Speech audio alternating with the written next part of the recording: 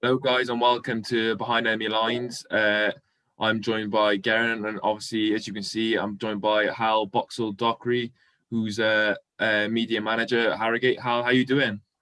Very well, thank you. How are you? Yeah, not bad, thanks. So, first of all, looking forward to tomorrow's game. Any injuries or suspensions from Harrogate's perspective? Yeah, we have got quite a key suspension, really. We played Tranmere away on Tuesday night, and our centre half, who's probably been one of the best couple of players in our team this season, Connor Hall, he picked up 2 yellow cards, so he'll miss the game, and I think he'll be quite a big loss for us. And then we've got a couple of long-term injury problems as well. We've got our number 2 goalkeeper, Joe Cracknell, he's missing at the moment. Our left back, who's only made 1 appearance for us, Mitchell Roberts, is injured at the moment, and striker Mark Beck is out as well. Who would you say are the player that Newport and the Newport fans should be looking out for as the danger man come tomorrow?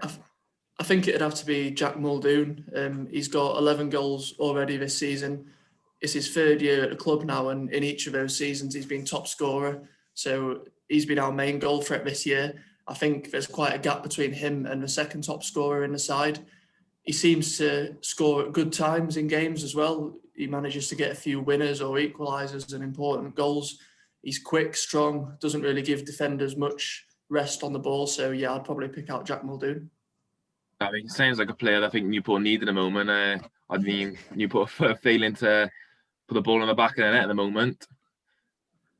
Well, on like recently, I mean, Newport's form hasn't been the best. And Harrogate, well, they haven't won in 4 games. Is that a worry for Harrogate, or is that just something you expected? We're not really expecting to be winning each week, so I guess runs like this are part and parcel of being in a higher division. We started the league really well, but I think anything above the relegation places this season is a bonus. So we're not overly concerned. It's more the performance levels that worry the management team. But I think over those last 4 games you mentioned, they have actually been pretty good.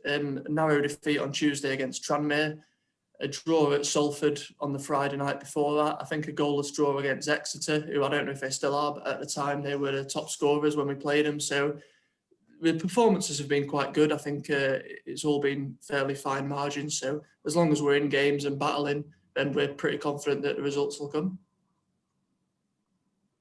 Okay, and as we know, being 20th place at the moment and being newly promoted, is this sort of position where you expect it to be come the start of the season, or are you looking to push on a little more?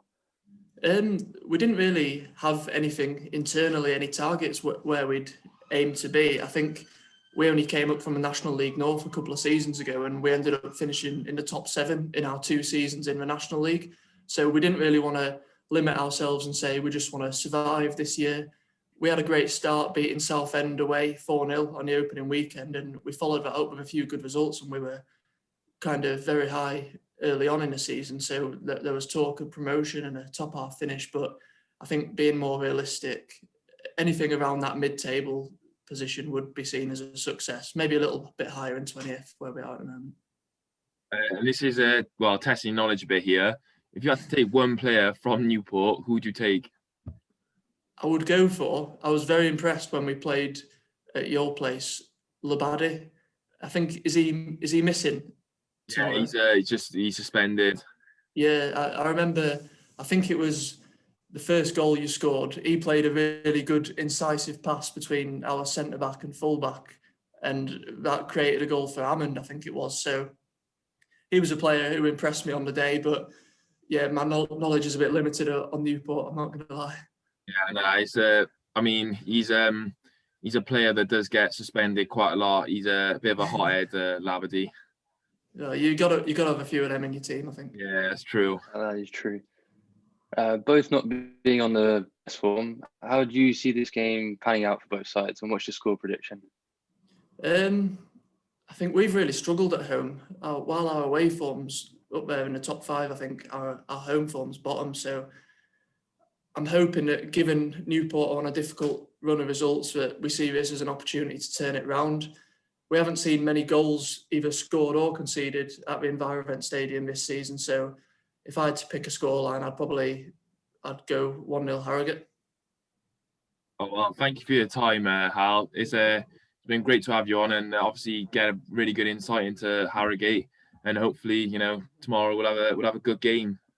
Yeah, I hope so. Thanks for having me on. All right, cheers, Hal. Cheers.